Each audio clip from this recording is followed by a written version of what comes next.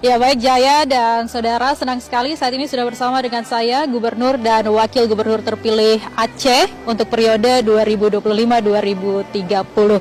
Selamat siang Bapak-Bapak, gimana perasaannya setelah dilantik hari ini Pak? Ya, kami bukan hari ini, sudah kemarin tadi, tanggal 12 oleh Pak Menteri Dalam Negeri. Ya, aman, nyaman, semuanya dapat kami kerjakan tugas-tugas di provinsi.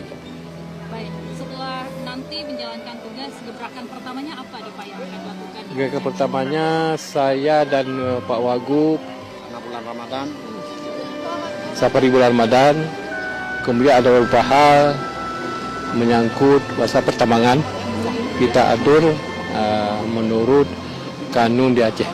Kita akan buat tabak-tabak rakyat yang selalu terkontrol dan terlaksana seperti itu. Oke, persiapan besok nih Pak untuk nanti ikut di Magelang. Magelang seperti apa?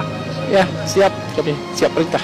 Siap perintah. Siap perintah. Baik, sudah siap untuk menjalankan program-program Siap, prioritas dari pemerintah pusat tentunya. Siap, Pak? siap. Baik, sekali lagi kami ucapkan selamat Bapak Terima kasih. Gubernur dan Oke, Pak kasih. Wakil. baik, makasih banyak. Sukses selalu dalam Baik. mengemban tugas dan mandat dari Terima kasih. Dengan siapa?